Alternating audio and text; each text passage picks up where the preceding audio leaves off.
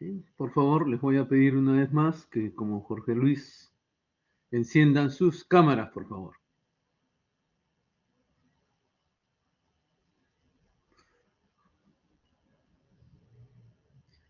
Muy bien. Creo que esto no les he comentado, pero cuando he visto sus informes son bastante buenos, ¿no? Van, yo creo, de bueno hacia arriba, ¿no? Sí, los han hecho bien, o sea, por eso en sus informes han sacado una nota alta, ¿no? Lo que no veo, o sea, no se refleja eso con lo que ustedes se muestran cuando explican, ¿no? No sé si es un problema de expresión, ¿no? De saber, digamos, comunicarse, puede ser eso, ¿no? Después no encuentro otra razón, ¿no? Por otra razón ya me llevaría a pensar otras cosas que no creo que en el caso de ustedes se vaya a dar, ¿no? Entonces, me entusiasma, digamos, que estén orientados bien. Eh, Lástima que esto no se pudiera llevar a cabo porque, bueno, sería interesante, ¿no? Pero bueno, eh, un buen proyecto siempre da un buen final, ¿no? Un buen producto. Entonces, lo único que les quería decir es que sigan así. Eh, hay un grupo que está mejor, no digamos que ya esto es definitivo, ¿no? Jamás voy a poner a decir que algo es definitivo. Todos pueden mejorar, ¿ok? Pero exprésenlo, por favor, cuando exponen. Cuando exponen, exprésenlo. En este PC2, ustedes escogen el tema. Cojan bien su tema, repásenlo, exprésenlo, ensayen ustedes mismos, ¿no? Entre ustedes pueden decir, muy bien, vamos a abrir un Zoom o cualquier otro de estos sistemas y empezar a expresarse para que cuando ustedes expongan, pues lo hagan de una manera adecuada, ¿no? Y que no dejen duda de que efectivamente ustedes conocen del tema, porque a veces dejan ciertas dudas cuando se expresan que bueno, tengo que preguntarles, ¿no? Pero en muchos casos, no en el caso de ustedes, pero en lo que es presenciales, cuando los alumnos eh, expresan todo lo que tienen que decir de su tema, entonces ya no hay lugar a preguntas. ¿Qué más se le puede preguntar, no? Si ya lo dijeron todo. Habrá de repente algún comentario de cómo podrían hacer algo en forma que mejore lo que han dicho, pero nada más, ¿no? Entonces yo les digo, practiquen un poco. O sea, no sé por qué hay tanta diferencia, no veo una diferencia enorme porque sus promedios al final no son, digamos, lo que refleja su informe, porque han tenido una exposición no muy buena, vamos a decir. Bien, lo voy a tomar de esa manera, entonces les, les sugiero, les aconsejo, ¿no? Que sepan expresar lo que ustedes ponen por escrito, ¿ok? Sepan expresarlo. Y con eso ya vamos a tener resuelto dos problemas. Uno de comunicación, parte de ustedes, y el otro de que podemos mejorar sus notas, ¿no? Yo me involucro dentro de sus notas porque es así, ¿no? El profesor tiene que ver que las notas pues expresen exactamente lo que es el alumno, ¿no? Lamentablemente no los conozco, por eso les pido que ustedes abran las cámaras, porque así puedo ver, ¿no? De repente rostros interesados, ¿no? Puedo conocerlos mejor. Y también hay una parte, digamos, de subjetividad en todo esto, ¿no? Bien, hoy día vamos a ver un tema que como ustedes lo ven ahí en el sistema, es la automatización neumática. La neumática da muchas soluciones, sencillas sobre todo, en lo que es automatización. Les explico una que vi el otro día en el Fab Lab de la UPC, con dos estudiantes, por ser estudiantes compañeros suyos, que ya están por presentar su tesis y han hecho un sistema con el brazo robótico para poder armar o cerrar, más que armar, cerrar unas cajas de reducción, ¿no? Donde utilizan pernos Allen. Entonces, esto es interesante. Y vi que usaban unos taladros, no unos taladros, bueno, son unos taladros a los cuales les han adaptado eh, justamente la herramienta, que esta es una herramienta Allen, para poder ajustar los pernos. Entonces, vi que estas herramientas eran empujadas hacia adelante, ¿no? Para ya hacer contacto entre la llave Allen y el perno por unos sistemas neumáticos, ¿no? Conversando con ellos, le pregunté por qué habían usado el sistema neumático. Y lo que me dijeron es que el brazo robótico, por ser mecánico, no podían, digamos, hacerlo tan exacto como para que justo llegara al perno, ¿no? Entonces, ¿qué les había pasado? Que como llegaba con mucha fuerza, rompían la herramienta, ¿no? Entonces, lo que ellos pensaron es un sistema neumático, porque el sistema neumático no va a tener tanta fuerza como el mecánico, ¿no? Y además, cuando encuentra un tope, el sistema neumático lo que hace es para, ¿no? No tiene tanta fuerza como para romper una herramienta. Entonces dice, con eso ellos solucionaron ese problema que los tenía, que había tenido buen trecho dentro del tiempo que ellos habían hecho este proyecto. Pudieron usar un sistema de resortes también, ¿no? Para que cuando la pieza se acercara, el resorte retrocediera y no pudiera romper la herramienta. Pero ellos prefirieron un sistema neumático, me dijeron, porque el sistema neumático les da posibilidad de graduar la presión y con eso la fuerza con la que acercaban el pistón neumático, ¿no? Y efectivamente ya lo estaban haciendo, ¿no? Ya habían terminado, estaban haciendo las últimas pruebas para después ponerse a hacer su redacción, su libro y sustentar su tesis. Entonces, les digo, la neumática da muchas soluciones sencillas, ¿no? Y esta es una de ellas. Bien. Entonces, empecemos con los conceptos básicos y primero con el objetivo. ¿Cuál es el objetivo de este capítulo? Para conocer a ustedes, estudiantes, las relaciones que se tienen dentro de la tecnología neumática, así como sus aplicaciones en la industria. Y para esto vamos a ver muchos ejemplos, ¿no? Después de ver una corta teoría. Y les digo, en el siguiente laboratorio, laboratorio 2, que ustedes ya lo tienen y que se los expliqué, creo, me parece que no se los he explicado todavía. Bueno, pero en la PC2 ustedes tienen en el laboratorio 2, perdón, tienen una aplicación neumática muy interesante, ¿no?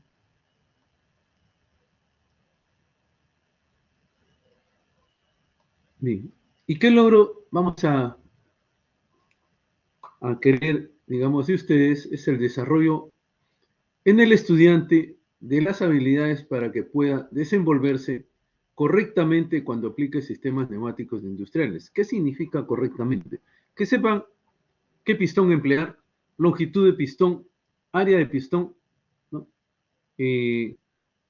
Todo esto viene dado por el caudal, o sea, a qué velocidad quiero que se acerque, Y el área básicamente porque el área por presión es fuerza.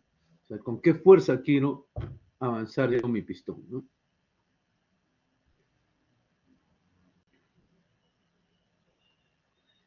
Neumática. ¿Qué cosa es la neumática? Es una técnica que utiliza el aire comprimido como vehículo para transmitir energía. Hay otros sistemas que transmiten energía, uno que lo usamos siempre, la energía eléctrica. El otro sistema, los sistemas hidráulicos, que son muy parecidos a los sistemas neumáticos, pero que se usan cuando adquieren mayores fuerzas, ¿no? Hay prensas hidráulicas que pueden llegar a 3.000 toneladas de fuerza. Imagínense, 3.000 toneladas, ¿no? Esto es para deformar, sobre todo metales. Cuando se hace, digamos, balones de gas, ¿no? En lo que son embutidos profundos, ¿no? Se utiliza este tipo de prensas. Entonces, cuando queremos mucha fuerza, utilizamos sistemas neumáticos, perdón, hidráulicos, ¿no? Donde hay un aceite que circula por toda la instalación. Es decir, el aceite llega a las bombas neumáticas inyectan el aceite, las válvulas, igual que en un neumático, van a dirigir para que se vaya a una determinada zona a los pistones. Y los pistones son los que van a hacer el trabajo. También hay bombas neumáticas, ¿no? Entonces, y este aceite que ha recorrido hasta llegar al pistón regresa a un tanque. Esta es una de las diferencias con el sistema neumático. Segunda diferencia diría. La primera es la potencia. Entonces, con pistones neumáticos podríamos llegar a 1 tonelada máximo, ¿no? Después ya no es práctico usar sistemas neumáticos. Entonces, esta es la primera diferencia, la potencia a la cual podemos llegar con un sistema neumático y con un sistema hidráulico. Bien, la segunda diferencia va a ser eh, que el aire, una vez que se usa en un sistema neumático, se elimina al ambiente. No hay un tanque de retorno. El tanque en todo caso es la atmósfera. Un tercer, una tercera diferencia es que los sistemas neumáticos son muy rápidos y tienen muy poca inercia, ya que el aire es un gas y el gas tiene una inercia prácticamente nula, ¿no? La inercia está en los mecanismos como pistones, electroválvulas, que van a dar pase al aire que ingresa a los pistones. Y después el movimiento del pistón, que como sabemos, estando en un sistema inercial como el que vive, como el que tenemos en nuestro planeta, todo movimiento requiere un tiempo. Se requiere un tiempo, una aceleración para sacarlo de la inercia y un tiempo para llegar a hacer su trabajo. Entonces, el neumático es muy rápido. Puede avanzar un pistón y hacerlo retroceder en un segundo. Mientras que el sistema hidráulico, al tener que mover una masa de líquido, es muy lento. Sin embargo, ahí no importa mucho la velocidad cuando se hace fuerza, sino más que todo la capacidad de llegar a esas 20 toneladas, ¿no? Bien.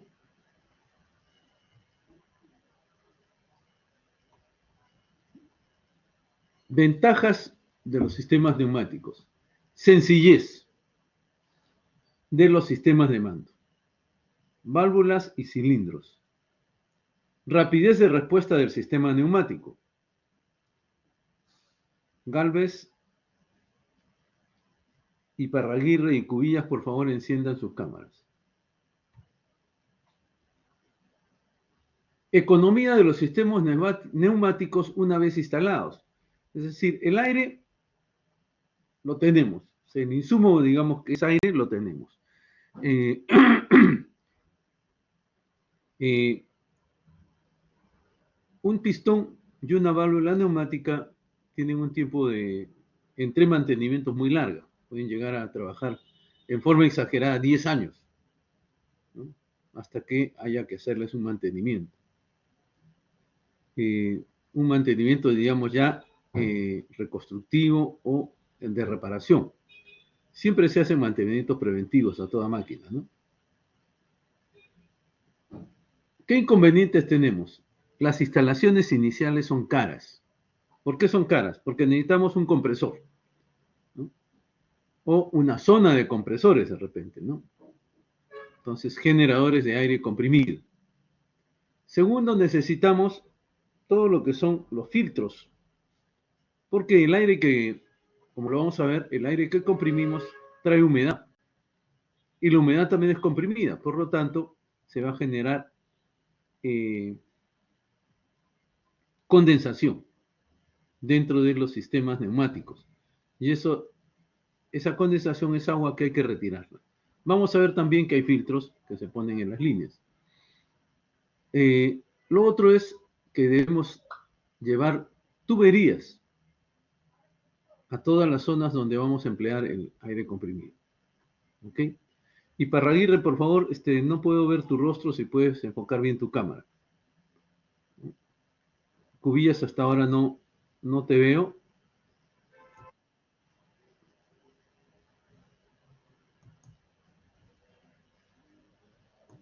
Sí, Carlos. Profesor, disculpe, me estoy moviendo. ¿Me puede llegar a escuchar? Sí, yo te estoy viendo a ti, Carlos. Sí, profesor, lo que pasa es de que estoy ahorita instalando mi computadora porque va a llegar familiar, entonces me han pedido que pase a mi cuarto, entonces estoy por eso en el celular. Pero yo estoy como moviendo todo porque ha sido todo el último momento. Y estoy Ya está instalando lo que bien, me... está bien, Igual estoy Carlos. acá por ejemplo, Haz ese movimiento. No hay problema. ¿Ok? No hay problema. Bien.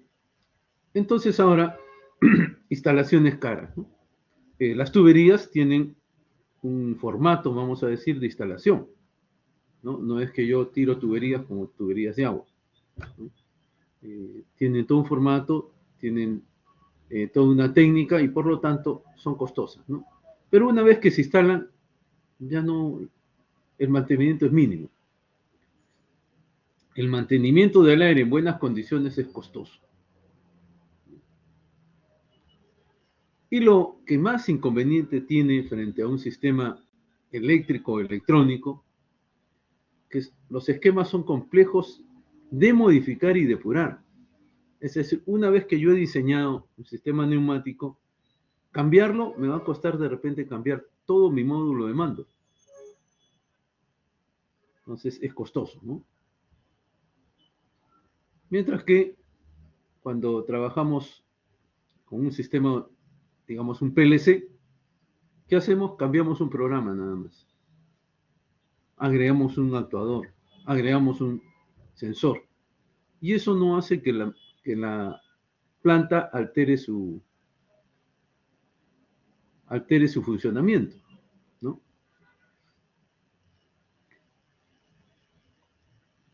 ¿Qué aplicaciones tenemos? Accionamiento de válvulas para aire, agua o productos químicos. Accionamiento de puertas pesadas o calientes, ¿no? Cuando se abre, por ejemplo, la puerta de un horno, ¿no? Eso no se puede abrir a mano porque ya el acercar, digamos, un horno que está a 600 grados, el acercar la mano ya significa estar recibiendo no solamente el calor, sino la radiación que genera eh, el calentamiento sobre una plancha, ¿no? Entonces nos va a quemar antes de que lleguemos a agarrar esa puerta. Entonces ahí se utiliza un sistema neumático, un pistón neumático para moverlo. Descarga de depósitos en la construcción, fabricación de acero, minería e industria química, ¿no? ustedes han visto esos caterpillar que levantan tierra, ¿no? Ahí, esos caterpillar utilizan no neumática, sino hidráulica. Todo es con pistones hidráulicos. Pero en las plantas también, donde se utiliza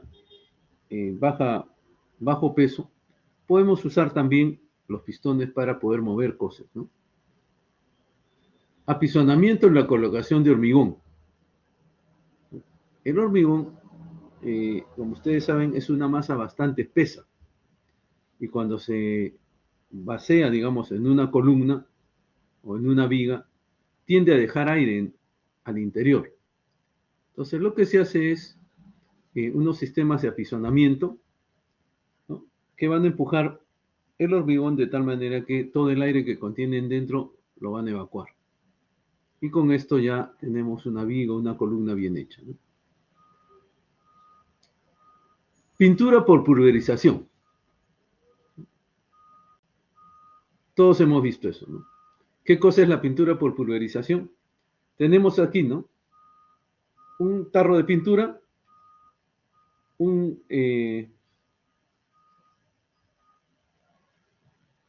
tiene una salida a través de una tubería y esta tubería está perpendicular a la salida del aire. Cuando queremos sacar pintura, pasamos el aire y por vacío sale la pintura, ¿no? Mientras más aire va a salir más pintura. Eso es arrastre por vacío.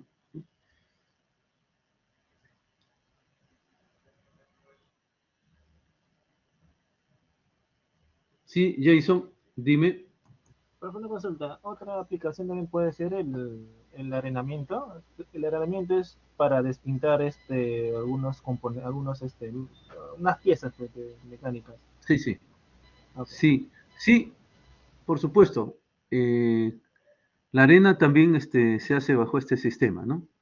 Mediante aire comprimido que va arrastrando a unas piedrecitas, como dice su compañero, para pulir, vamos a decir, o desgastar, ¿no?, una pintura. También con eso se graba vidrio, ¿no? Los vidrios grabados que ustedes ven se graban con esas piedrecitas que se hacen estrellar contra el vidrio y le dan un tono opaco, ¿no? Esto se hace con aire comprimido, ¿no? También por vacío. Sujeción y movimiento en la industria maderera, ¿no?, para movimientos. Sujeción para encolar, pegar en caliente o soldar plástico. Interesante. Máquinas de soldadura eléctrica por puntos, ¿no? Cuando vamos a... ¿Qué cosa es una soldadura eléctrica por puntos? Y aquí de repente vale la pena hacer un...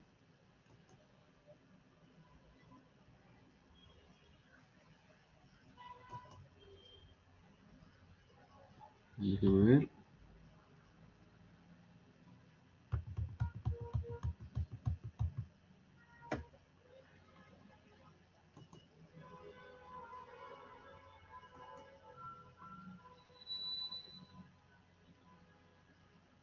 Ok, aquí tengo algo.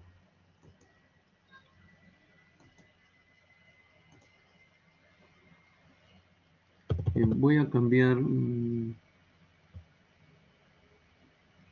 espérense un momento.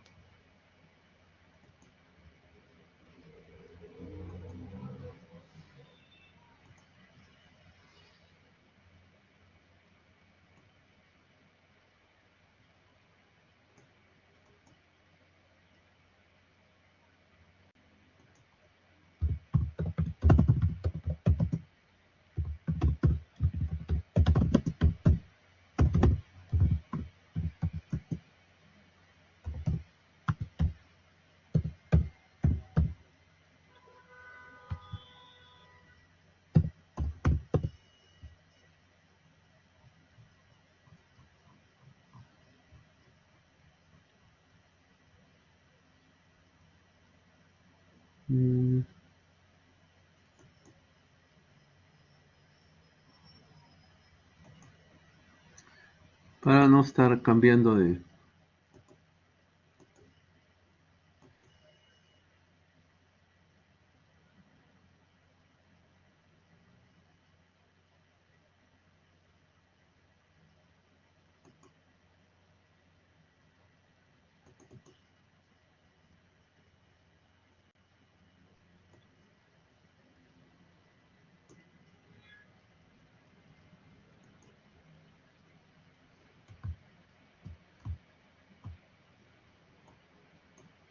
Bien, vamos a explicar aquí qué cosa es una soldadura por puntos.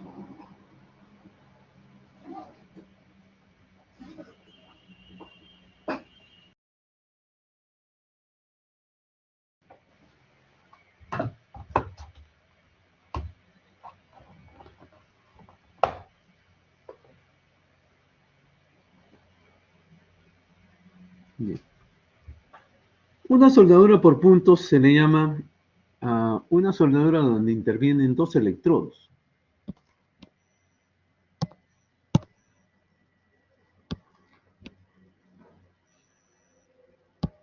Entonces, aquí hay un electrodo. Aquí se ponen dos planchas que son las que se van a soldar. Vámonos con un color.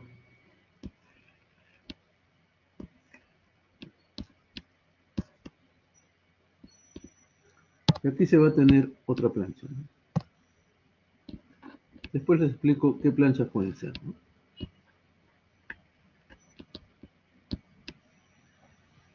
Y aquí abajo hay otro electrodo.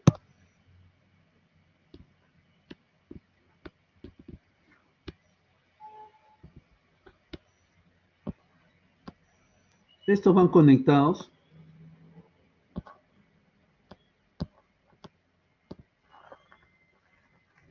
a través de cobre flexible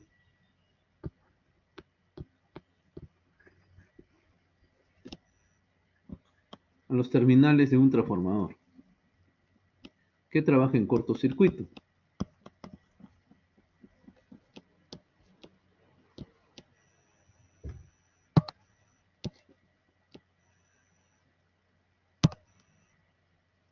Y aquí al otro lado tenemos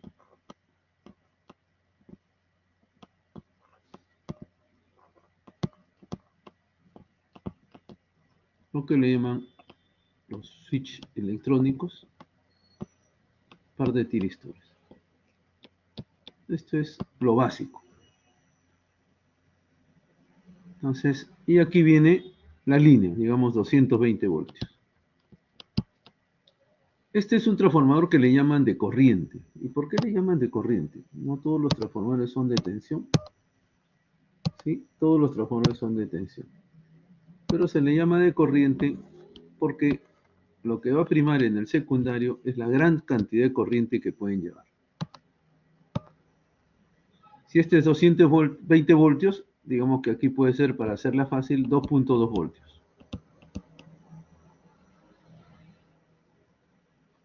Entonces, vamos a ver por qué. ¿Cómo funciona esto? Normalmente, este electrodo inferior, que es el cobre,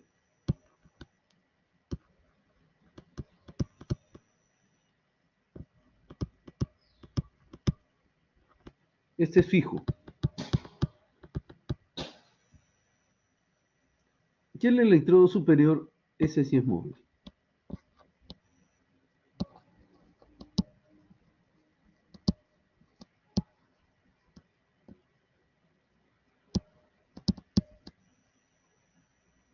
Entonces, este electrodo se lo puede mover manualmente o se le puede poner aquí un pistón.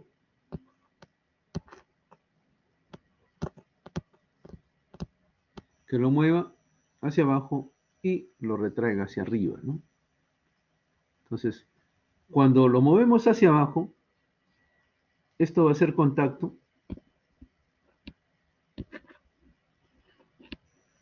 y en ese momento se prenden los tiristores. Como aquí hay una alta resistencia de contacto, en esa zona que he puesto en círculo hay una alta resistencia de contacto, entonces el I cuadrado R va a ser alto. Y el I cuadrado R por T no genera calor. Ese calor va a hacer que toda esta zona de aquí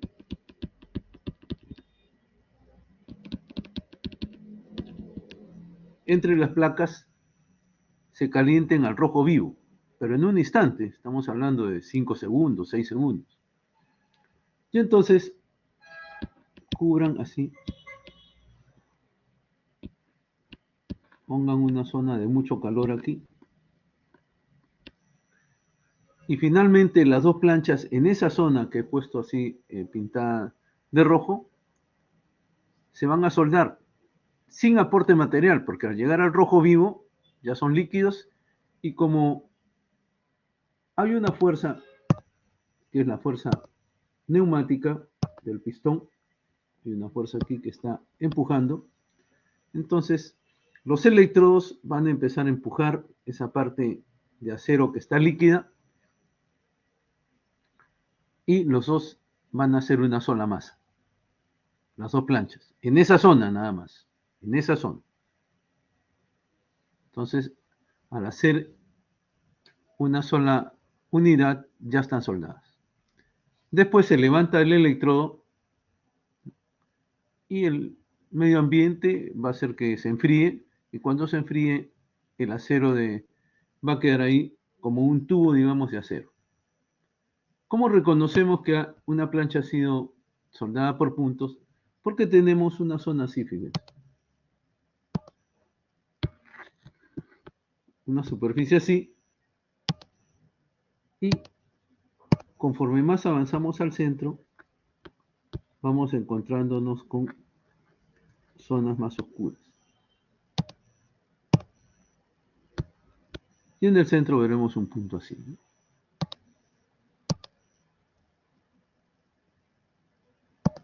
Entonces todo esto es como unas aureolas que quedan, ¿no? Porque ¿qué pasa? Que en la parte central hay mayor calor y esto va a ennegrecer más, ¿no? Y conforme vayamos hacia la parte de fuera, vamos a tener una zona más clara, ¿no? ¿En qué se utilizan? Por ejemplo, en los aros de carros que son laminados, para poner el plato donde van las tuercas con el cilindro, que es donde van a ponerse las llantas.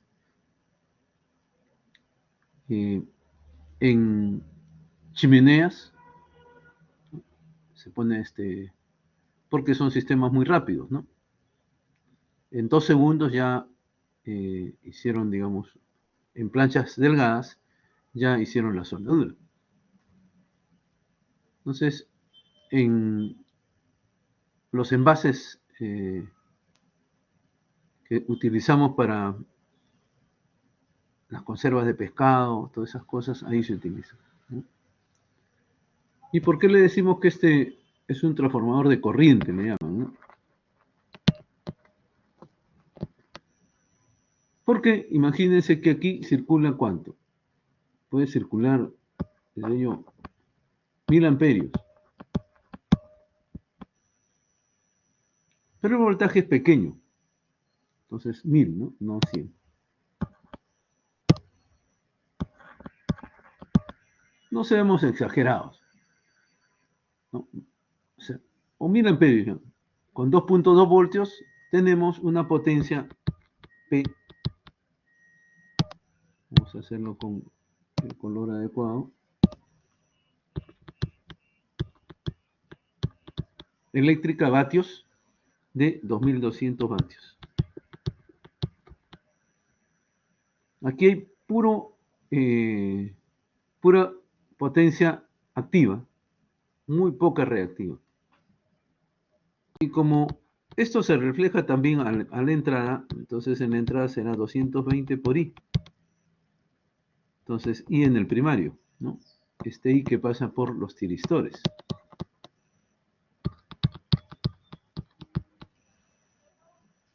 Sería 2200 entre 220, ¿no? ¿Cuánto me da eso? 10, ¿no?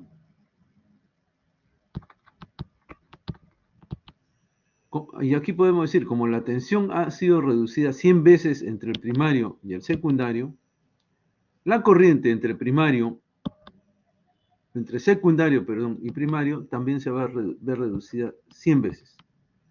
Entonces, por el primario solamente pasan 10 amperios, mientras que por el secundario 1000, ¿no? Esto es lo que le llaman un transformador de corriente. En potencia, porque hay transformadores de corriente también para medición. Esas son otra cosa. ¿Ok? O también le llaman transformadores en cortocircuito.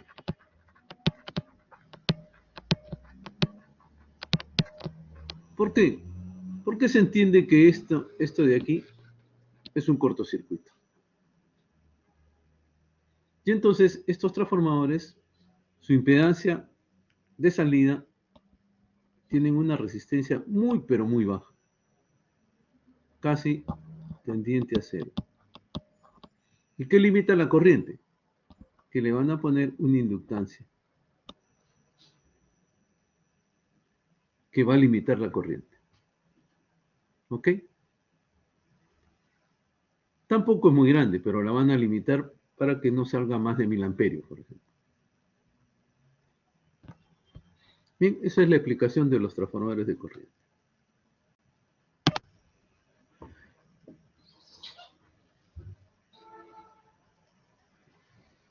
Sigamos entonces.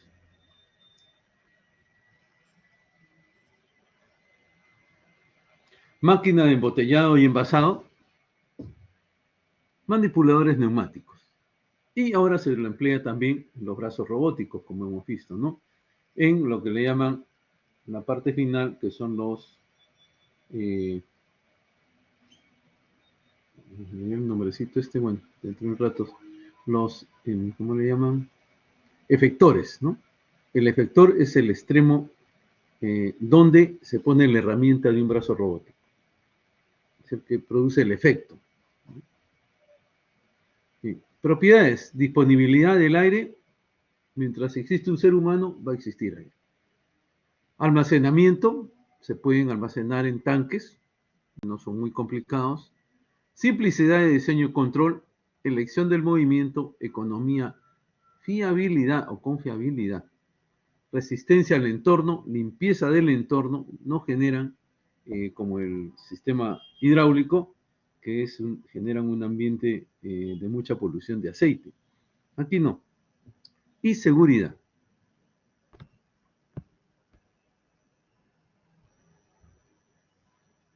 Magnitudes unidades. En primer lugar, debemos expresar que todo sistema neumático e hidráulico, es decir, donde haya un fluido, el aire es un fluido, el aceite es un fluido, la potencia neumática en este caso se expresa por la presión del aire por el caudal.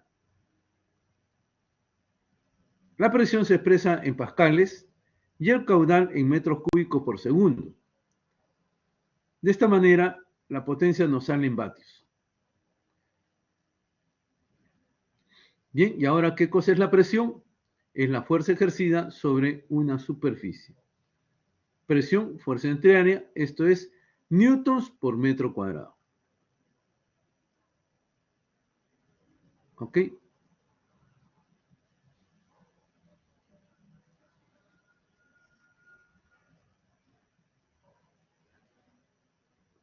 Y entonces aquí tenemos, según las normas internacionales, la unidad a utilizar en la presión es el pascal. Sin embargo, siempre utilizamos bars, PSI, metros de altura de agua, atmósferas, kilogramos por centímetro cuadrado. Y para presiones muy bajas de vacío, sobre todo milímetros de columna de mercurio, ¿no? Y como el pascal es una unidad muy pequeña, algo así como el gramo, para el peso, se utiliza normalmente el kilopascal, así como los kilos, los kilogramos, que ya todo el mundo le llama kilos, ¿no? Aquí es el kilopascal. Y para que vean,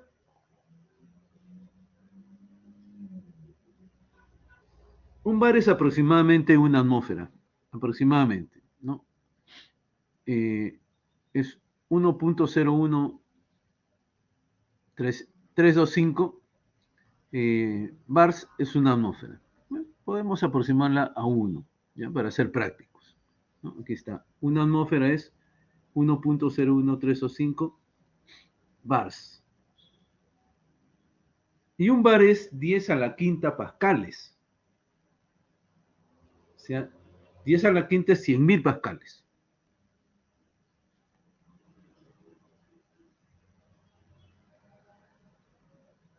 Entonces, una atmósfera será 101.325 pascales. Para que vean lo pequeño que es el pascal. Entonces, el bar es un múltiplo exacto de los pascales, 100.000 pascales. Son 100.000 pascales, entonces un bar es 100 kilopascales, ¿no?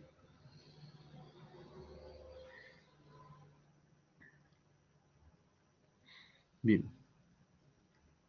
Entonces, esto lo vamos a repasar rápidamente. Existen dos maneras de expresar la presión. En forma absoluta, medida desde un nivel cero, o sea, desde vacío absoluto, y la presión relativa que se mide respecto a la presión atmosférica. Cuando hablamos de una presión relativa, por ejemplo, decimos 200 o 21.7 bars, y como es relativo le pongo una G al final. Y si esto fuera absoluto, sería equivalente a aproximadamente 22.7 bars. Cuando es absoluto le ponemos una A después, bar absoluto.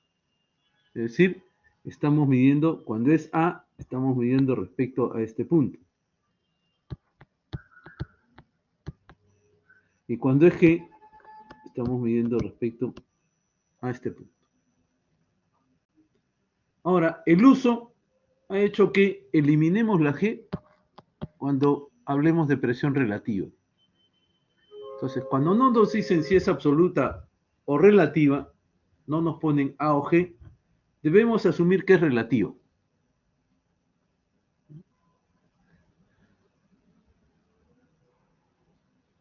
Con eso nos queda que solamente ponemos el A cuando estamos frente a una presión absoluta. Cuando es relativa, no. ¿Ok?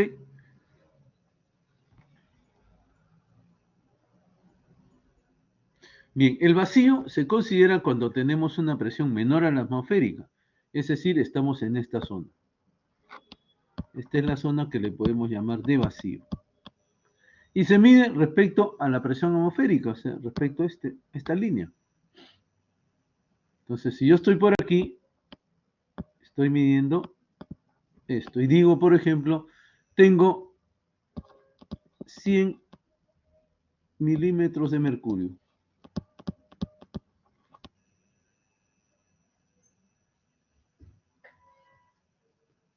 Bien. ¿El bar con qué se mide? ¿Con qué instrumento se mide el bar? Con el barómetro. Y el barómetro normalmente se utiliza para medir presiones atmosféricas, ¿no?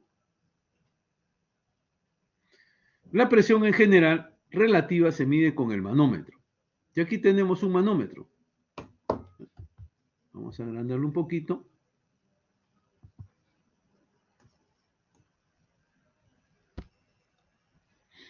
Y aquí tenemos este manómetro.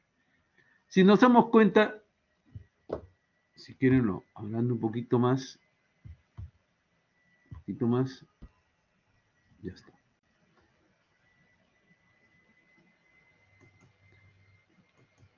Si nos damos cuenta, existe aquí dos escalas, dos tipos de escalas. Una que ve en la parte interior, que es color rojo, y otro que ve en la parte exterior.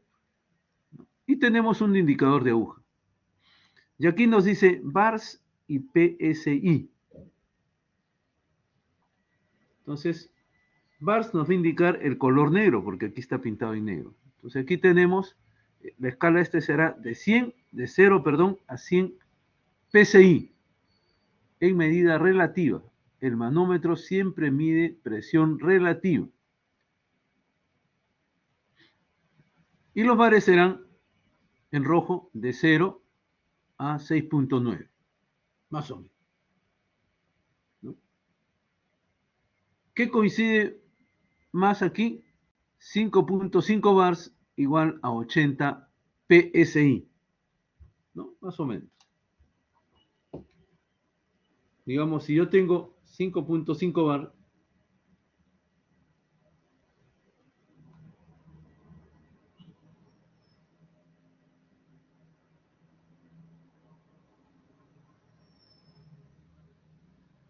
me da 79.8 PSI, casi 80, 79.8. Por eso estos coinciden bastante.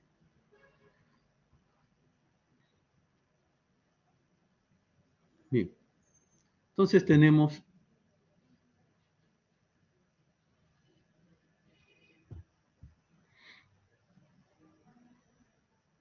el manómetro. Bien, y cuando hablamos de gases, que el aire es un gas, podemos considerarlo como un gas perfecto. Y entonces podemos decir que la presión por el volumen es igual al número de moles por la constante de los gases perfectos por la temperatura, ¿no? Sigue esa expresión. También podemos decir que la presión por el volumen entre la temperatura en una posición, ¿no?, va a ser igual a la presión por el volumen entre la temperatura en otra posición. Entonces se sigue la ley de los gases perfectos. Por ejemplo, la ley de Boyle-Mariotte, ¿no? Nos dice que si en un recipiente, ¿no?,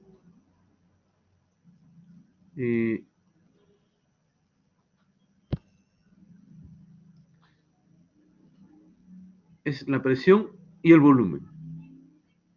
Si en un recipiente nosotros tenemos un determinado volumen y le aumentamos la presión, entonces el volumen va a bajar. Este es para un gas. Aquí tenemos una atmósfera de presión y aquí le aumentamos a 2 atmósferas de presión y entonces el volumen bajó. Bajó en la misma proporción. Si es que es el mismo cilindro, bajó en la misma proporción. Es decir, si aquí el volumen era 10 litros, aquí bajó a 5 litros.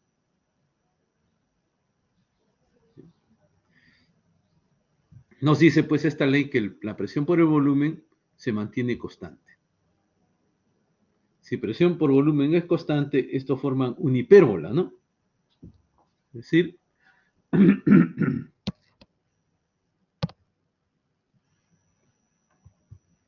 si aquí tenemos la presión y aquí el volumen, esto va a formar una hipérbola.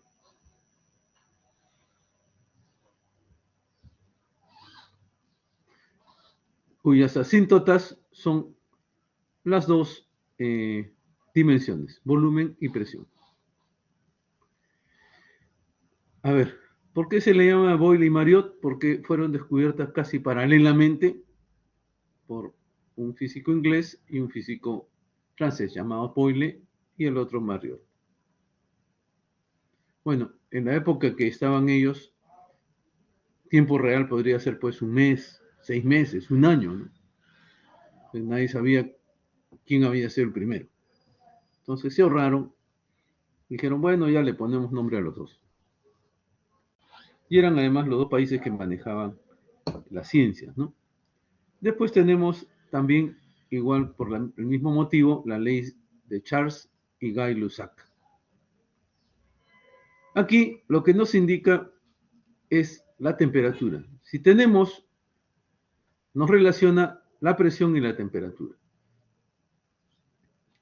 En Boyle-Mariotte es presión y volumen. Aquí es presión y temperatura. Entonces, si decimos que tenemos en un recipiente cerrado una presión de una atmósfera a una temperatura de 300 grados Kelvin, que es más o menos menos 15 grados centígrados,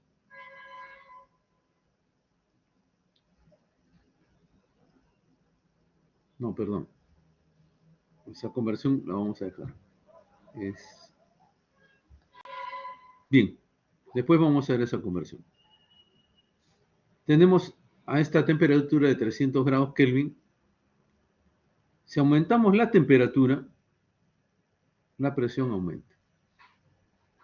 O sea, con un mechero empezamos a calentar, entonces la presión aumenta. Entonces, esto es entonces una relación directa. Presión entre temperatura es una constante, ¿no? Cuando el volumen es constante, por supuesto. En el otro caso era aquí cuando la temperatura era constante, ¿no? O sea, no hay aumento de temperatura. Si no hay aumento de presión, si la temperatura aumenta, habría un aumento también de presión. Y entonces esto genera, vamos a ponerlo aquí,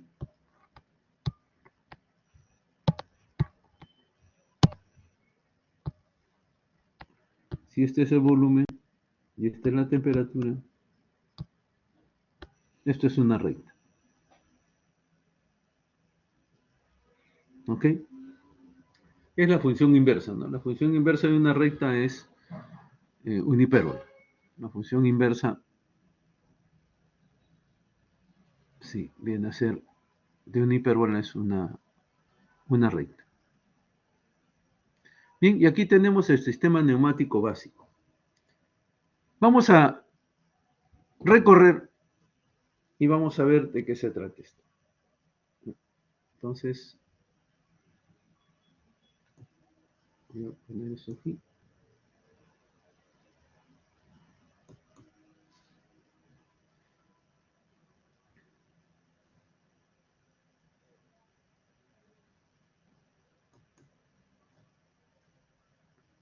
Bien, tenemos aquí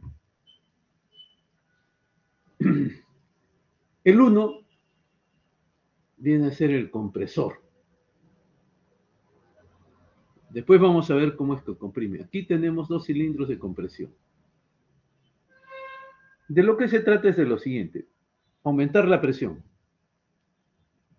Pero si yo aumento la presión, ¿no? Hemos visto que la temperatura también aumenta, ¿no? Lo acabamos de ver en estas dos leyes, ¿no? En esta ley sobre todo. Si aumento la presión, aumento la temperatura. Si aumento la temperatura, aumento la presión. Entonces, cuando yo aumento la presión, es decir, que empiezo a comprimir el aire, aumenta la temperatura. Y entonces, no sé si ustedes ven aquí como unas rejillas. Esos son disipadores para poder emitir el calor al medio ambiente y bajar la temperatura, de tal manera que la presión no se vea comprometida, porque si no, cuando yo quiera utilizar esa presión, vamos a convertir la presión en temperatura y la temperatura va a bajar ahora, ¿no?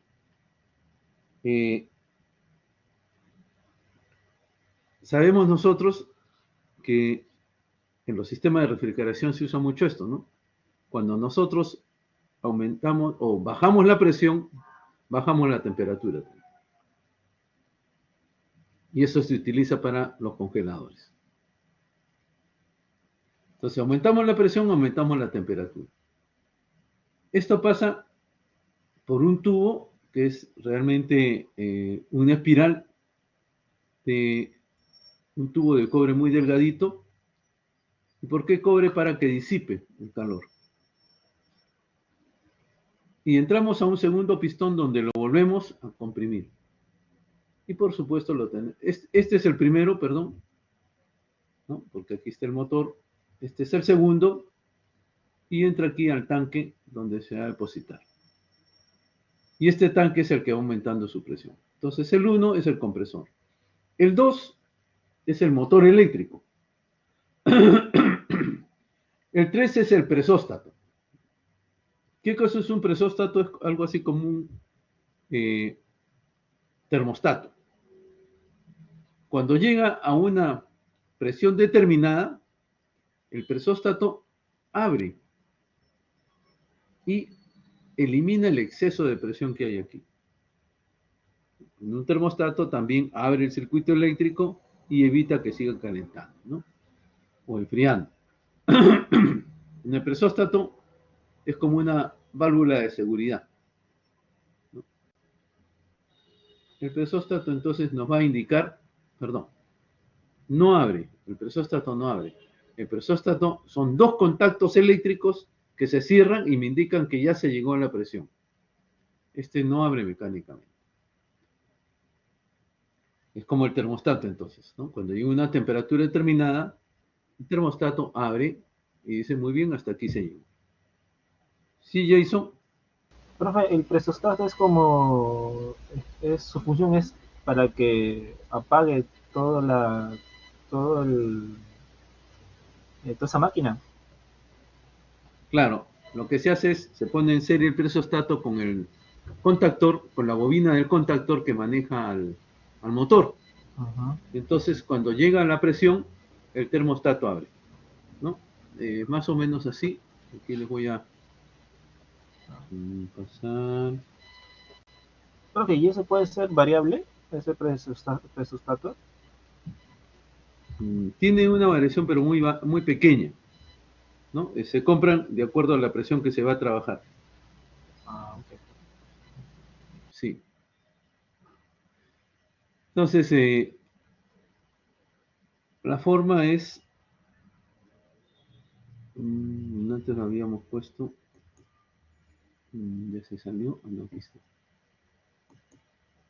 Vamos a pasar aquí, les digo cómo sería una instalación de presóstato. ¿Ok? Vamos a trazar aquí una línea.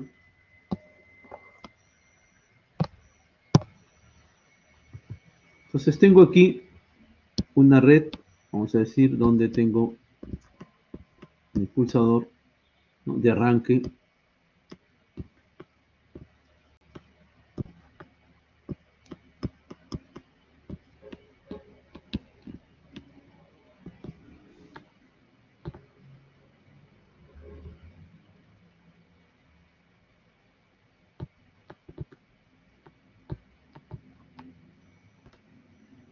Y aquí tengo el contactor,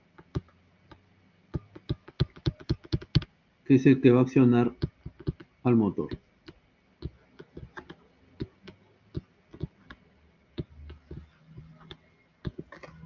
Aquí está mi motor. El motor del compresor, ¿no? Aquí tenemos la línea de 220 voltios. Profe, disculpe, ¿está dibujando algo? Porque no se logra proyectar o solamente está la imagen. ¿No se logra ver? No. A ver. Entonces voy a cambiar de... Espérense, para que ustedes lo vean. Voy a poner aquí.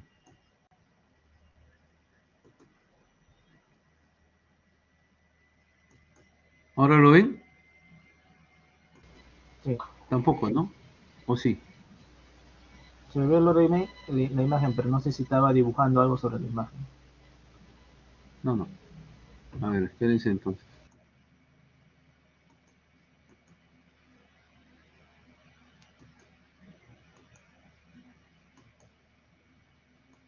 Ya, esto es lo que estaba dibujando. Esta es la línea L1 de 220. Y esta es la línea L2 también de 220. Ya tenemos aquí un contactor K1 que tiene su contacto K1, un pulsador P1, un pulsador P2, y aquí tenemos el presóstato o presostato. Entonces, cuando el presóstato llega a un valor de presión máxima, lo que hace es abrir. ¿Ok? Y en ese momento el contactor deja de hacer que el motor funcione. Digamos que baja, llegamos a una presión mínima.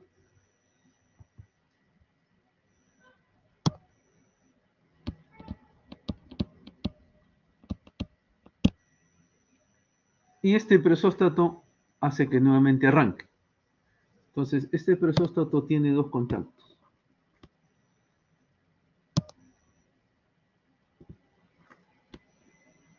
¿Ok? Entonces, este es un contacto, está cerrado, y el otro contacto que cuando llega al mínimo va a generar un cierre también. Cuando llega al mínimo, este es PR, PR1, PR2. Cuando llega al mínimo cierra, ¿no? Y este también cierra. Pero este primero se va a abrir. Ni bien llega a... sube la presión mínima. Este es así, ¿no? Presión mínima. Presión máxima. Entonces, cuando este cae, llega a la presión máxima. Entonces PR1 y PR2 abre y PR1 se mantiene hacia abierto. La presión empieza a caer porque hay consumo. Y cuando cae debajo de la presión mínima, el PRI cierra. El PR1 cierra, perdón. Y arranca nuevamente el compresor y empieza a subir.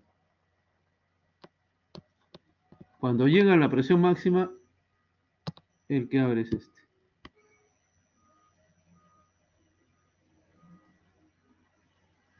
PR1 se abrió, ¿no? Cerró cuando llega a la presión mínima y se abrió inmediatamente.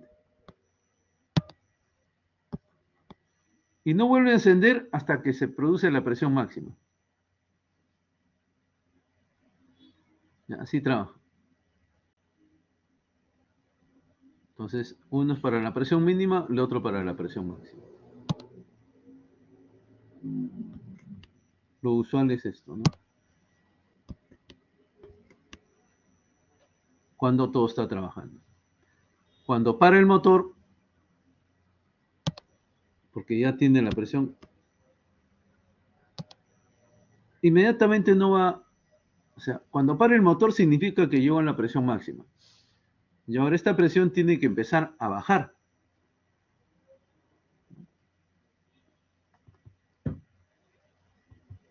Tiene que empezar a bajar para que recién este se active.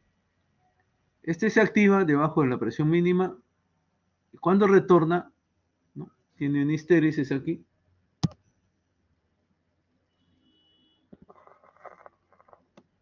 Llega aquí, enciende y tiene una histéresis aquí que no le permite, digamos, apagar. No le permite, digamos, encender. La presión mínima estaría aquí.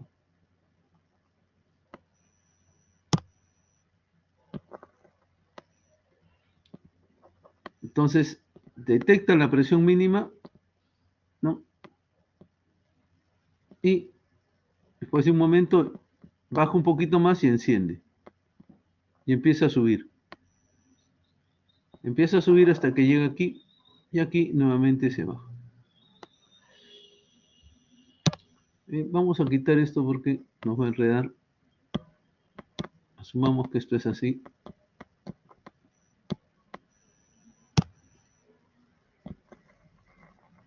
Cuando llega la presión mínima, enciende.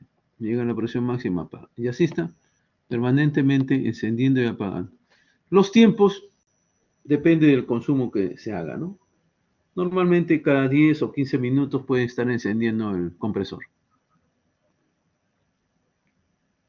¿Ok? Bien, entonces ahora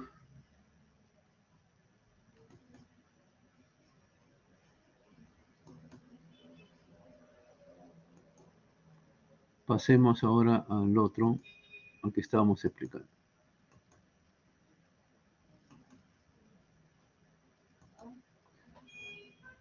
Bien.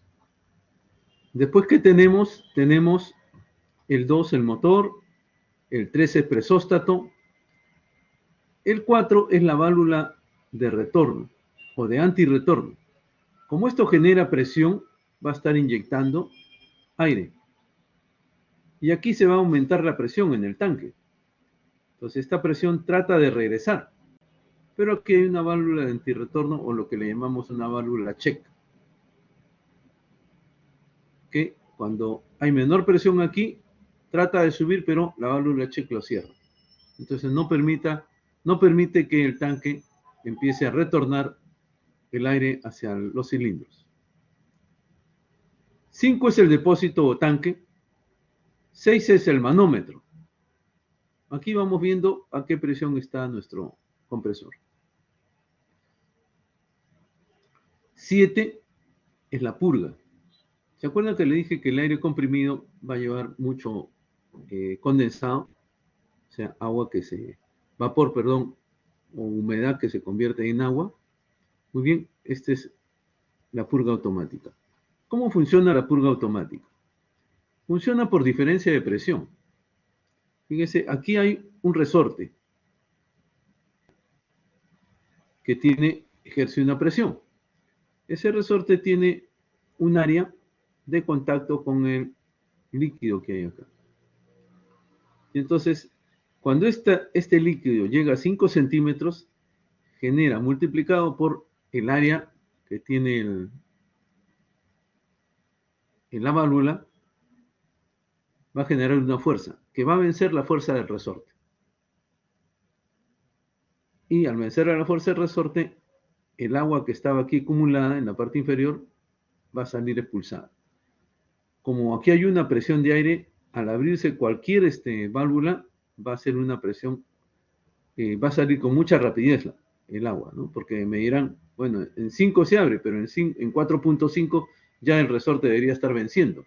Sí, pero el agua sale tan rápido que cuando llegó a 4.5 centímetros, ya todo el agua se desocupó.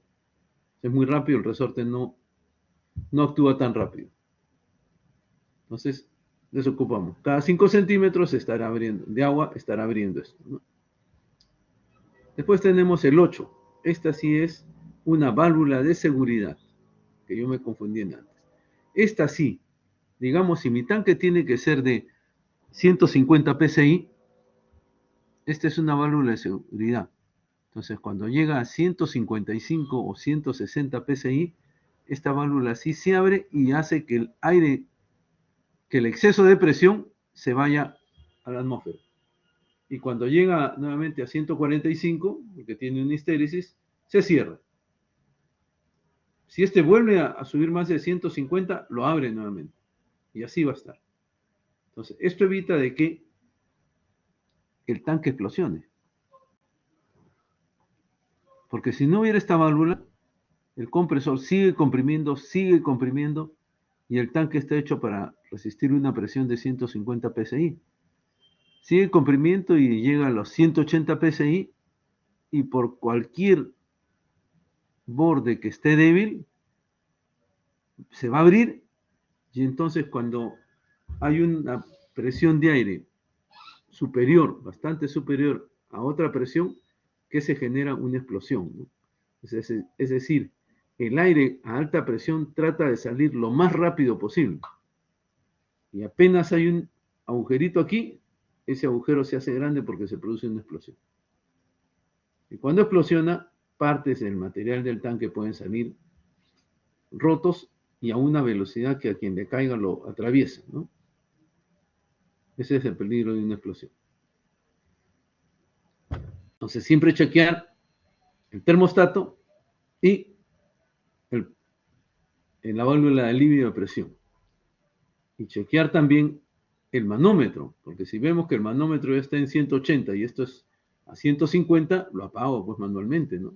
Y hago revisar mi válvula de alivio, el presostato y de repente el contactor que se quedó pegado, ¿no? Ya tengo que hacer un mantenimiento. El 9 es el secador de aire refrigerado. Entonces le bajamos la temperatura, ¿para qué? Para que condense.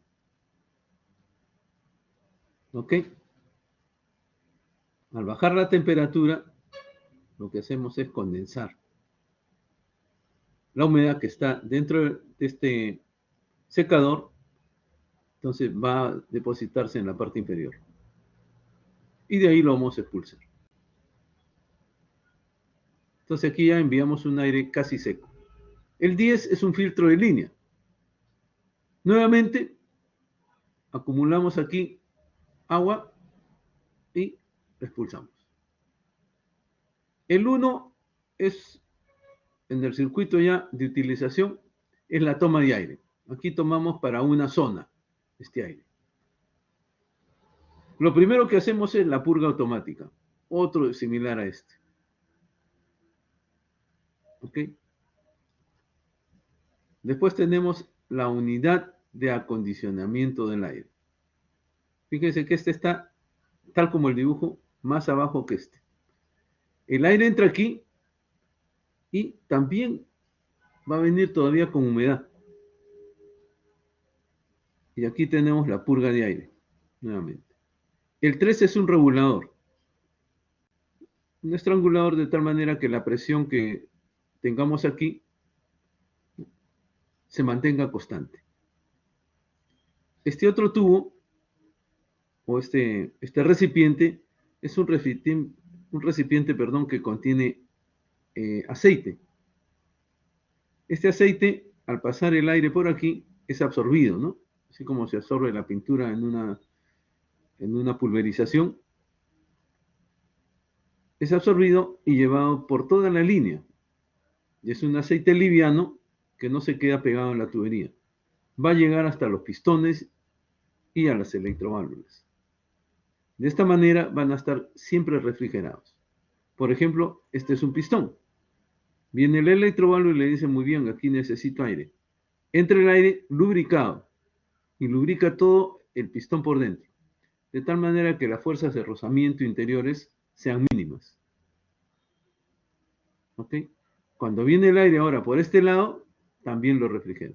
Perdón, lo lubrica. La válvula direccional es esta. Esta válvula, cuando queremos que el pistón avance, tiene aquí una conexión.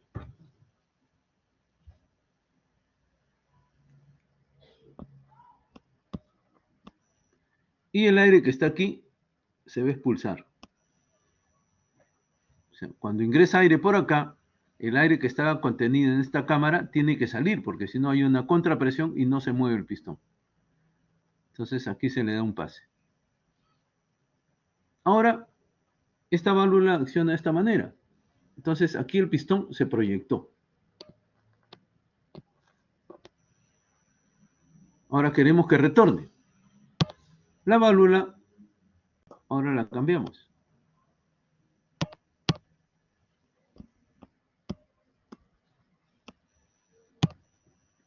Ahora, para que retorne, el aceite debe venir por aquí. Perdón, el aceite no, el aire. Y debe salir por aquí. Entonces ingresa por aquí ahora el aire. Empuja al pistón. Y... a ver.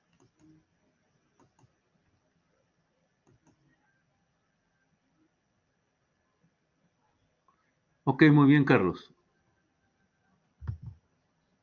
Empuja el pistón y entonces el pistón va a su retorno. Bien, los pistones normalmente se mencionan con la letra A. Les voy avanzando eso. A, B, C.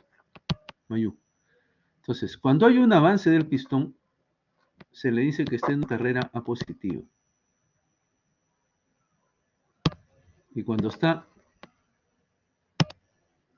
en un retroceso, le decimos que está en una carrera negativa, a menos. Entonces, así vamos a entendernos. A más, cuando el pistón se ha extendido. A menos, cuando el pistón se ha retraído. ¿Ok? Entonces, la 4 es la válvula direccional. El 5 es el actuador, que es el pistón. Y el 6 son los controladores de velocidad. ¿Qué cosas son estos controladores de velocidad? Son sencillamente estranguladores. Por ejemplo, si yo quiero que el pistón avance lentamente, Entonces, este estrangulador o control de velocidad, le ajusto un tornillo. Voy cerrando un tornillo y entonces lo voy presionando. Entonces, cuando voy llenando, encuentro un obstáculo y entonces el caudal es menor. Aquí se le permite el pase tranquilo. Ahora, quiero que el retorno sea muy rápido. Entonces vengo por aquí y este estrangulador tiene un retorno que es independiente del que ha ido, del que se utiliza cuando llenamos. Entonces va a retornar violentamente, muy rápido. Puede ser al revés, puede ser de que este de aquí lo estrangulemos y este no. O este no lo estrangulamos y este sí. Entonces el retorno va a ser lento.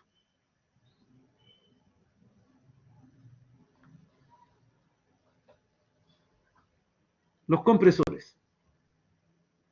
Hay los alternativos de émbolo y diafragma y los rotativos de paleta y tornillo. Vamos a ver ambos. Los alternativos vamos a ver de émbolo. Alternativos. Potencia igual nuevamente presión por caudal. Entonces, ¿qué caudal quiero llenar aquí? ¿Cómo obtengo mi potencia del motor? Digo, ¿qué caudal quiero llenar aquí? ¿O qué volumen? Perdón, ¿y en qué tiempo? Entonces, vamos a decir que quiero llenar aquí un volumen. Tendrá esto pues, ¿cuánto? 1 metro cúbico. ¿No? Y lo quiero llenar en 20 minutos. Entonces, ahí ya tengo mi caudal. Y la presión. Bueno, quiero que llegue a 150 psi. ¿No? Entonces, aquí podemos obtener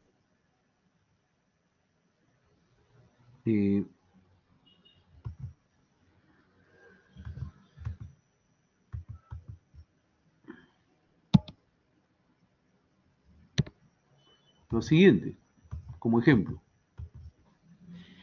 Digamos que mi presión es 150 psi. PSI, ¿eh? Porque estos trabajan así. Y mi caudal, como dije, 1 metro cúbico por minuto. Tengo que cambiar los PSI a pascales y los metros cúbicos por minuto a metros cúbicos por segundo. Entonces, un minuto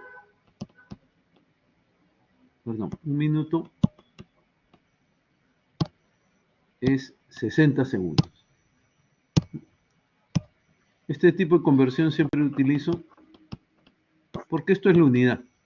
Eso que he puesto en paréntesis es la unidad. Pero me permite eliminar minuto a minuto y entonces me sale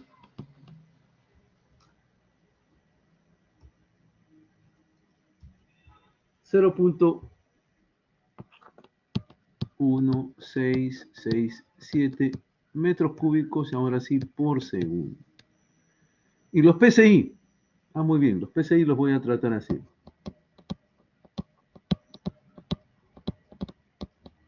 También voy a multiplicar por la unidad. Digo, 14.7 PSI es una atmósfera. Fíjese que voy buscando cómo llegar a los pascales. Una atmósfera es 101.325 pascales. Atmósfera y atmósfera nos eliminan. Entonces, esto es igual a, vemos aquí,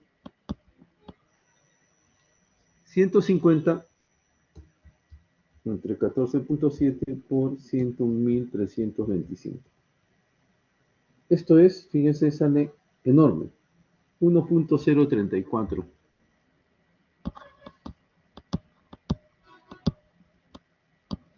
Vamos a ponerlo aquí más chiquito o hacia arriba.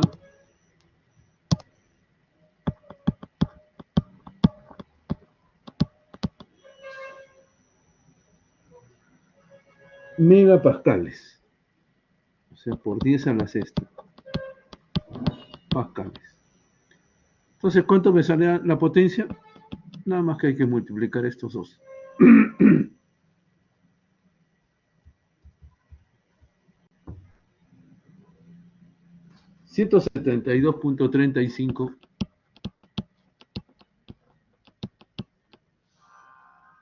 6 kilowatts. O sea que es fuerte, ¿no? ¿Ok? Entonces es una potencia alta. Por eso el tamaño de los motores, ¿no? Que hay acá. Este 150 siempre va a ser. Y esto sí puede cambiar. Podríamos decir que lo haga en vez de un minuto, perdón, un metro cúbico es un minuto, un metro cúbico por minuto. Es bastante, ¿no? Podría poner un metro cúbico por 30 minutos, perdón. Metro cúbico por 30 minutos. Metro cúbico en 30 minutos. Sí, tendríamos que dividir esto entre 30.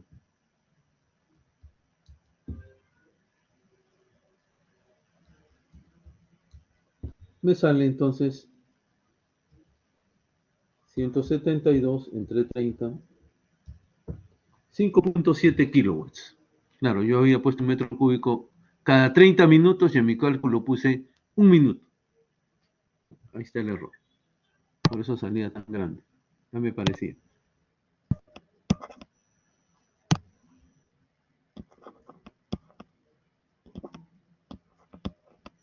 Lo demás sí está bien, pero este resultado debemos cambiar.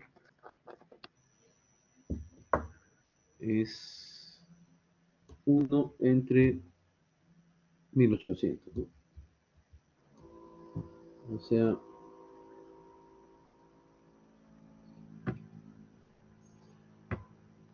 $555.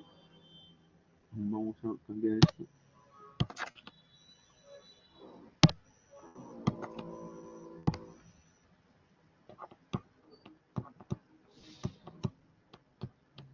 .5 por 10 a la menos 6 metros cúbicos por segundo. Como aquí tenemos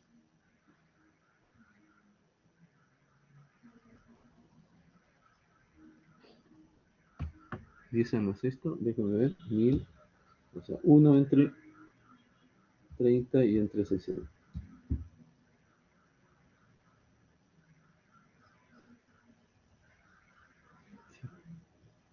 Entonces, al multiplicar nos va a salir ¿cuánto? Este valor por 1.034. Vean es esto.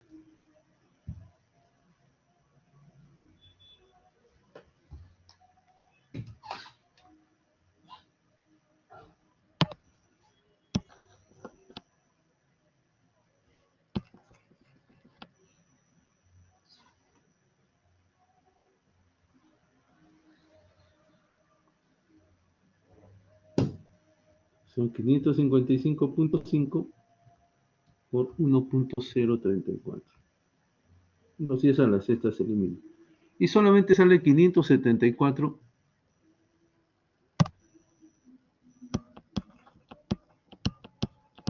watts.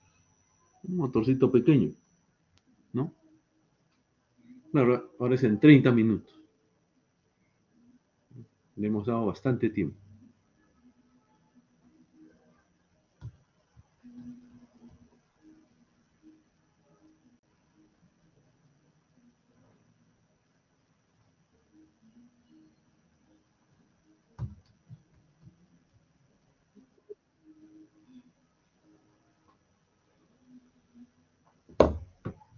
Si es que no me he equivocado en multiplicar, eso debe salir. ¿Sí? ¿Alguien? Profe, ese es para hallar la potencia del motor, o sea, un motor de cuánto necesitamos para alimentar todo ese tanque. Aproximadamente sí, fíjense.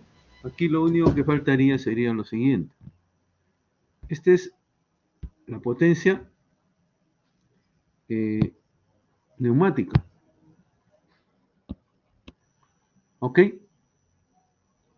El compresor tiene una eficiencia. Digamos que esta eficiencia sea un 85%.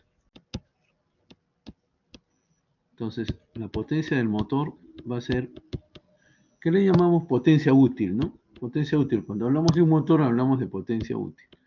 Va a ser 574 entre 0.85. Esto entonces da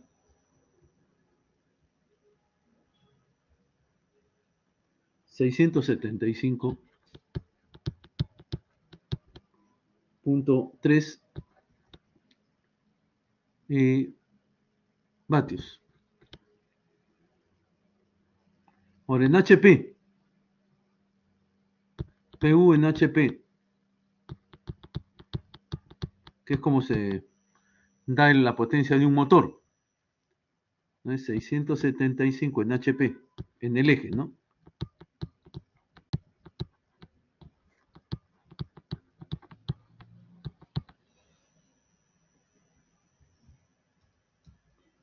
.9 HP. Digamos un HP. Entonces, el PU es la potencia en el eje del motor. No es la potencia eléctrica, por si acaso. Y normalmente cuando yo voy a comprar un motor, me piden de cuántos HP. Entonces es la potencia en el eje. Potencia eléctrica va a salir, después nosotros debemos calcularla para hacer las instalaciones eléctricas, ¿no? Para saber qué cable necesito, qué interruptor necesito, porque todo eso se mueve en base a corriente. ¿Cómo puedo hallar la potencia eléctrica? Que le vamos a llamar P. La potencia U entre la eficiencia del motor. Si mi motor tiene un 88% de eficiencia,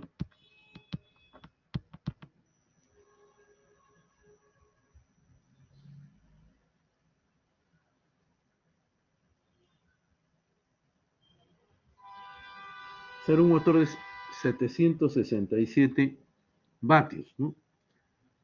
Pero como yo estoy usando un motor de un HP, no estoy usando 675, sino un HP, que son 746 vatios, debo poner eso para encontrar mi potencia del motor. Y este será un motor de 847.7 vatios. Eléctricos ya, P es eléctricos. Entonces aquí tenemos la potencia en vatios de neumática, la potencia en vatios en el eje y la potencia en HP en el eje. Como yo escogí un motor de un HP que es estándar, porque 0.9 no es estándar, entonces debo trabajar mi potencia eléctrica como la potencia del motor, que es 746, entre mi eficiencia. Y este es el motor eléctricamente. Después, para encontrar la corriente, necesitaré el factor de potencia de mi motor y con eso yo encontraré la corriente, ¿no? Pero esta es la manera en que encontramos la potencia de mi motor. Primero la neumática, después la eficiencia de mi compresor y ya encontré la potencia en el eje. Y ahí ya definí cuál es la potencia de mi motor. ¿Sí? Con eso ya puedo irme a comprar un motor. ¿Sí? ¿Está bien? Se entendió el razonamiento, ¿no? Sí, Maguiño. Profe, el valor nominal y compresor es 1,085%. Más o menos un compresor tiene una eficiencia del 85%. Pueden llegar a 75%, ¿no? Pero ya serían muy malos. Okay. Siempre, o sea, ¿eso de qué depende, profe? ¿Del tanque? Del fabricante, ¿no? Yo estoy asumiendo un valor de 85% promedio. Okay. Pero si yo quiero saber exactamente, tengo que ir a mi fabricante de compresores y ahí me va a decir, este compresor tiene tal eficiencia. Okay, profe. Sí, todo esto viene en tablas, ¿no? Eso, yo le estoy poniendo un promedio. ¿Ya? Esto se los voy a poner en blanco y negro para que ustedes lo tengan y se puedan apoyar en ello, ¿no? De repente no en este curso, pero sí para otros cursos u cuando estén fuera de la universidad. ¿Ya? Esto es básico. Imagínense que ustedes le digan, oye, vamos a comprar un nuevo compresor. Así. Ya pues dinos qué potencia necesitamos de compresor. Entonces, bueno, le contestaría yo, dime qué tanque, o sea, qué reserva requieres, ¿no? Es decir, qué consumo tienes en la planta para yo hacer una reserva, ¿no? En el tanque tiene que estar la reserva. Entonces me dice, bueno, yo estoy consumiendo tantos galones por minuto, ¿no? Ahí ya tengo el caudal. Entonces, si yo quiero que este tanque, por ejemplo, dure 15 minutos, entonces, tantos galones por minuto, entonces por 15 ya tendré cuál es el volumen del tanque, ¿no? En galones. Y ahí lo convertiré pues ya a metros cúbicos, lo que sea. Ahora, le digo, ¿y cada qué tiempo quieres que este compresor active? ¿Cada media hora? Entonces, bueno, ya cada media hora. Entonces yo digo, tengo que pensar así, ¿eh? Cada media hora voy a generar una potencia para poder llenar este tanque. Pero mi consumo sigue siendo igual, ¿no? Digamos 15 galones por minuto. Sigo consumiendo los 15 galones y además tengo que llenar este tanque que ha quedado casi vacío. Entonces, vamos a decir que yo pongo mi mínimo cuando el volumen está, o la presión, digamos, está al 20%. Entonces, mi volumen va a bajar al 20%. ¿No? Entonces, digo, me queda 80% de un tanque que ya lo he dimensionado. Entonces, tengo que sumar los galones que está consumiendo la planta más los galones o litros que voy a llenar. Entonces, los litros por minuto, entonces, este es un caudal. Por otro caudal, que es el volumen que yo debo llenar en un tiempo determinado, cada 30 minutos. Entonces, tengo la suma de dos caudales, las tengo que sumar, ¿ya? Y eso va a ser mi caudal que yo ponga acá. Porque no vamos a pensar, pues, que porque el compresor esté llenando el tanque, la planta va a decir, bueno, ahora nos esperamos hasta que el compresor pare. No, no, ellos siguen trabajando. Entonces, hay dos caudales, es lo que quiero decir, ¿no? Dos caudales.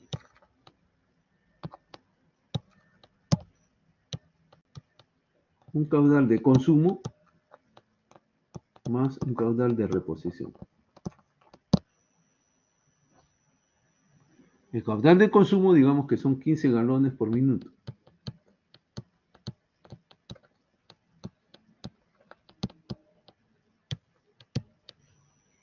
¿No es cierto?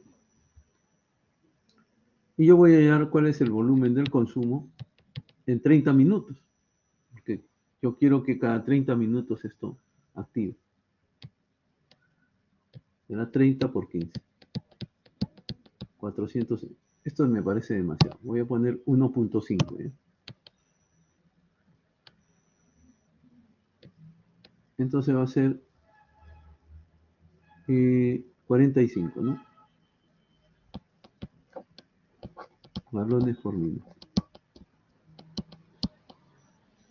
Y el caudal de reposición, bueno, yo voy a ver el volumen del tanque entre 30 minutos. ¿Cómo lleva el volumen del tanque? Porque he dicho, le decía que mi planta consume 1.5 galones por minuto y yo quiero que esta encienda cada 15, no, volumen, sí, cada 30 minutos, entonces son 45 galones, ¿no? Por minuto que yo debo llenar también. Pero como yo no voy a hacer que mi tanque quede vacío, ¿no? Voy a dejarlo al 20%, vamos a decir. Entonces, el delta de volumen que yo debo llenar son 0.8 por 45.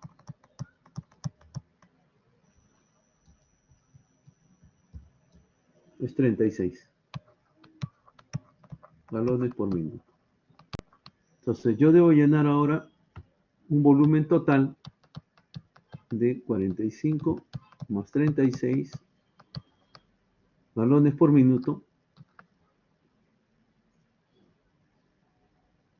No, perdón. 45 más 36 galones, porque aquí ya no es minuto, son galones.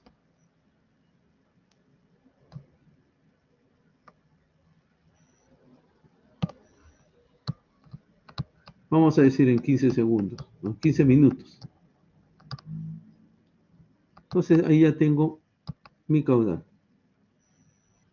Entonces aquí.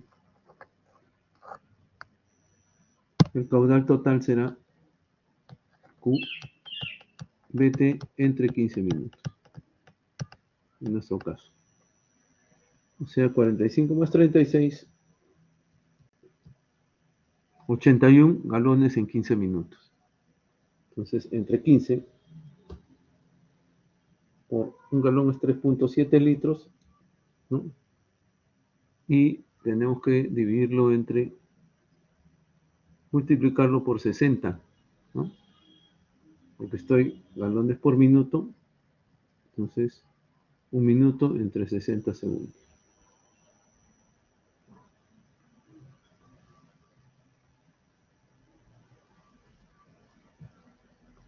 .33, ¿no? Y así voy sacando. ¿Ok? Esto lo podemos hacer un ejercicio ahora, ¿no? Para que ustedes vean exactamente cómo se hace. Esto es una explicación rápida, ¿no? Que me salió demasiado rápido. Entonces veamos. Ya, estamos viendo esto. Bien, entonces si ustedes se dan cuenta, aquí solamente es un pistón. Aquí tenemos dos pistones. Y aquí tenemos un pistón. ¿En qué se va a diferenciar? Un pistón significa que solamente voy a tener un punto de compresión. Fíjense que aquí hay una válvula de admisión, ¿no? Y una válvula de expulsión. Entonces aquí, cuando este pistón baja, fíjense que esta es una biela, ¿no? Cuando este pistón baja, absorbe aire. Cuando sube, ahora esta válvula se cierra a través de un eje de levas y esta válvula se abre. Cuando se abre, entonces ya sale comprimiendo. ¿Ok? Entonces, absorbe, cierra por un eje de levas. Este todavía no se abre. Sube y cuando ya está comprimido el aire, este se abre. Aquí existirá una válvula check. Vamos a poner esto así.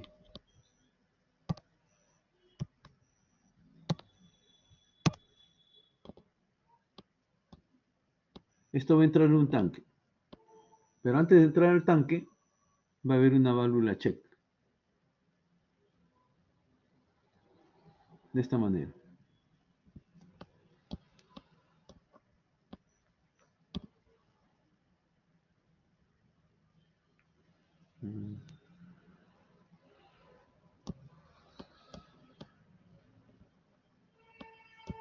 Y esto entra al tanque.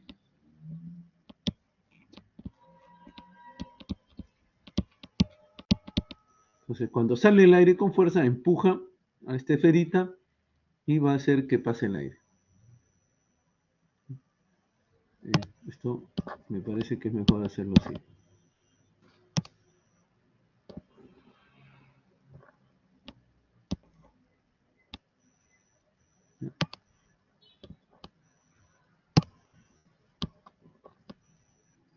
Es más o menos así esto. Entonces, cuando sale el aire, empuja aquí la esfera que tiene aquí un resorte, ¿no? Vence el resorte y sale el aire y va a ir al tanque.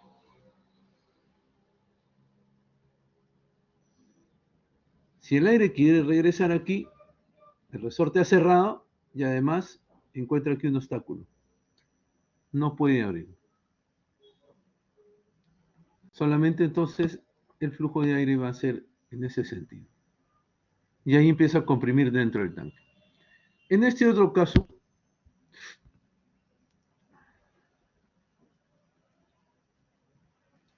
tenemos dos etapas. Si ustedes se dan cuenta, este pistón tiene una mayor área que este de aquí. Entonces, es el primero que va a comprimir. Se utiliza el mismo motor con dos pistones que están a 90 grados. Las bielas están opuestas 180 grados en la volante del motor. Entonces, cuando este baja, cuando este cilindro, que este primero, empieza a absorber, esto está aquí. ¿Ok? Y este está aquí. También absorbiendo. Entonces, esto, digamos, ha expulsado y este está absorbiendo. Entonces, cuando este está absorbiendo, ¿no?, este de aquí está comprimiendo. Está en su carrera de compresión, ¿no? Entonces, el aire aquí está entrando.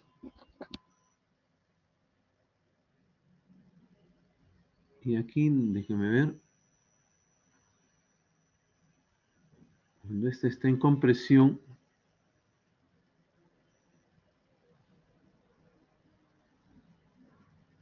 este está en absorción. Ok, cuando este está en absorción, este está en compresión, sí. Este está comprimiendo y este expulsando. Ok, estas dos válvulas se manejan por un eje de levas, como en el motor. Un motor de explosión, ¿no? Un eje de levas. Entonces, fíjense que aquí hay unas rejillas que son para enfriar el aire que va a llegar a la otra cámara. Porque si llegara expandido, no tiene gracia, ¿no? Tiene que llegar comprimido el aire, es decir, a menos temperatura. Y ahora sí lo podemos comprimir. ¿Ok? Entonces, de dos etapas, de una etapa. Este de aquí le da más compresión, o sea, le da más presión a la salida. Y este otro es el compresor de diafragma. Se utiliza cuando queremos un aire que no esté contaminado. Vamos a decir, estos pistones, para que puedan trabajar, se les echa aceite, ¿no? Entonces, el aire que salga por aquí es un aire contaminado con aceite. Digamos, en un hospital, ¿no? Yo no necesito aceite. Entonces, ¿qué se hace? Se pone aquí un diafragma. El diafragma está adosado, si se dan cuenta aquí, a este metal y a este metal superior. Esta es una sola etapa. Entonces, viene aquí el aire, es absorbido cuando baja el pistón, y cuando sube el pistón, se cierra esta válvula, y cuando ya comprimido, el aire está dentro del diafragma, no hace contacto con ninguna parte mecánica. Cuando ha comprimido el diafragma, se abre esta válvula y expulsa nuevamente a un tanque. Entonces, el aire que sale de aquí, si pongo un purificador aquí en la entrada para que no entre polvillo o cosas raras, está entrando puro. Cuando sale, va a salir puro. ¿Ok? Entonces, por el efecto del diafragma que no contamina el aire.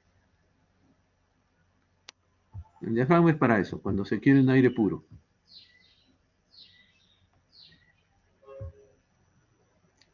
Bien, aquí está la explicación de un émbolo de una sola etapa, ¿no? Absorción, compresión. En dos etapas, aquí está mejor explicado, ¿no? Cuando este está absorbiendo, este está comprimiendo. y esto está girando. Ahora, cuando este comprime, ¿no?, es absorbiendo. Para absorber un aire comprimido, ¿no? Estas rejillas están bajándole la temperatura. Porque si no, voy a tener un aire expandido. Aquí lo que quiero tener es un aire comprimido. Si llega caliente, este no tendrá mayor compresión que la que ya salió del primero. Tendrá la misma compresión. ¿Cuál es más o menos esto? Me puede dar 7 bares de presión y trabaja a temperaturas de 120 grados. No el aire, sino el sistema. No se les vaya a ocurrir poner la mano aquí porque se van a quemar. Este de aquí va de 3 a 7 bares. No puede dar más de eso. Y también con temperaturas similares a esta, 120. Fíjense que cuando el aire se comprime, genera calor. Lo podemos ver en un inflador de bicicleta, ¿no? En diafragma también, ¿no? Aquí tenemos, ¿y cuánto nos puede dar esto? Hasta 5 bares libres de aceite. Los compresores rotativos. Tenemos de 2 tipos, ¿no? O de 3 tipos. Compresores de paletas, compresores de tornillo y el compresor radial. Bien. El compresor de aletas. Este de aquí son como unos cilindros que pueden irse introduciendo aquí dentro. Entonces, conforme va entrando el aire entra por aquí, ¿no?, y es absorbido por estas paletas. Entonces, el aire queda atrapado acá, y si se dan cuenta, esta es una excéntrica. Entonces, este volumen se va achicando poco a poco. Al achicarse el volumen, se está comprimiendo. Y se está calentando también esta zona. Hasta que se comprime y se le da salida. Entonces, esto tiene una refrigeración en los mismos elementos. O sea, por aquí, por ejemplo, se le puede pasar ductos de agua fría. Esa agua fría es un sistema cerrado, ¿no? Va a tener después, va a ir a un radiador, y en el radiador una paleta o un ventilador que le va a bajar la temperatura. Entonces, esto permanentemente va a estar a temperatura baja. La temperatura a la que puede llegar es 120 grados centígrados y aceite con refrigerante, porque estas zonas necesitan estar lubricadas. Se llega aquí al mínimo ya de compresión, o sea, el aire está, perdón, al mínimo de este cilindro está metido al máximo o al mínimo, digamos, de saliente y al máximo de compresión. Y aquí empieza nuevamente su carrera de absorción, compresión y compresión, ¿no? Estos cilindros van moviéndose adelante y atrás.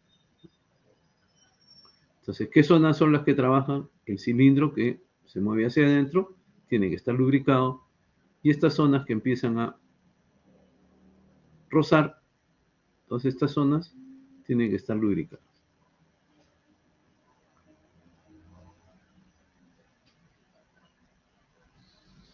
¿Qué me da esto? El compresor rotativo de tornillo.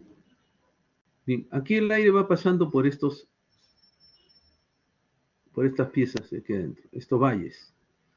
Y estos valles van achicando su área, su volumen. Al achicar su volumen, están comprimiendo. ¿Ok? Entonces, el aire entra por aquí, se va a estas zonas y se van comprimiendo. Lo mismo aquí. Y salen por aquí ya comprimidos. ¿Qué caudal les puede dar este compresor de tornillo? Es 400 metros cúbicos por minuto y una presión de 10 bares. ¿Ok? Entonces es para una industria grande. Bien, fíjense, nos falta solamente ver esta parte. Así que vamos a quedarnos aquí. No se preocupen por la lista, ya la hice temprano. Y para tener un tiempo de refrigerio, perdón, no de refrigeración, de refrigerio, volvemos 2:15, ¿les parece?